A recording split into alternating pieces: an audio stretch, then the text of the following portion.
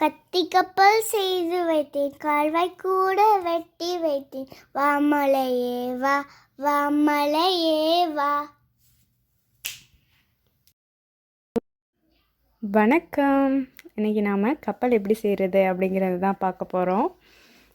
நான் வந்து பூங்குழலிக்காக தான் கப்பல் செஞ்சிட்ருக்கேன். எங்கள் ஊரில் பள்ளிக்கூடம் வந்து பார்த்திங்கன்னா ஊர் ஓரத்தில் தான் இருக்குது. ஊருக்கு நடுவில். பெரும்பாலும் மழை பெஞ்சிச்சின்னா ஊரில் உள்ள தண்ணி எல்லாமே எங்கள் பள்ளிக்கூடத்து வழியாக தான் கம்மாய்க்கு போகணும். அப்போ மழை பெய்யும்போது தண்ணி வந்து பள்ளிக்கூடத்து வாசலில் நல்லா அப்படியே அலை மோதிக்கிட்டு போகும். நாங்கள் காகித கப்பல் செஞ்சு விளையாடுவோம். அதே மாதிரி வீட்லேயும் அப்படி தான்.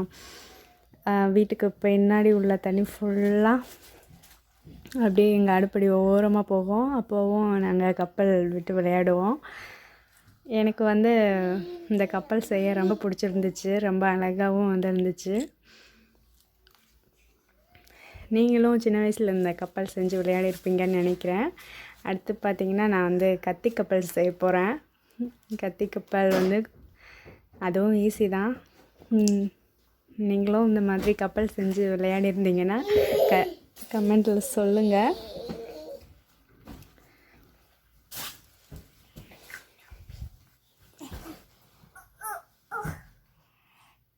கப்பல் கப்பல் கப்பல் கப்பல்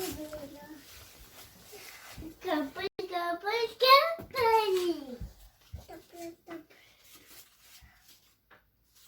கப்பல் கப்பல்.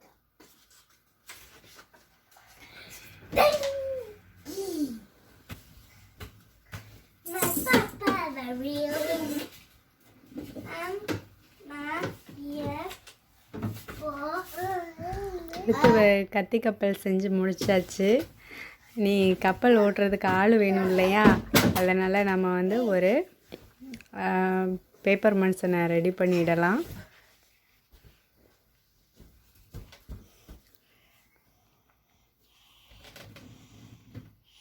கத்தி கப்பல் நிற்க மாட்டேங்குது.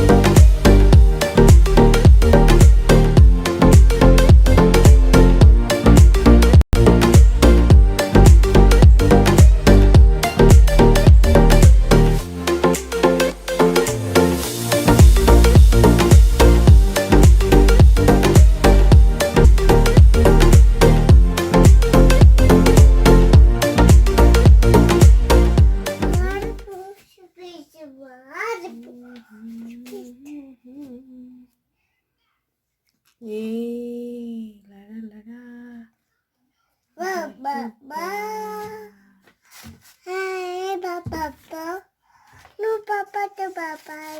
எப்படி இருக்கு? என்னம்மா எடுத்துட்ட? எடுத்துட்டியா? ஓ ஓ போட்ல விழுந்துட்டாங்களா? திக்கப்பல் ரெடியாக இருக்கு. சரி வை. போட்டு துடுப்பு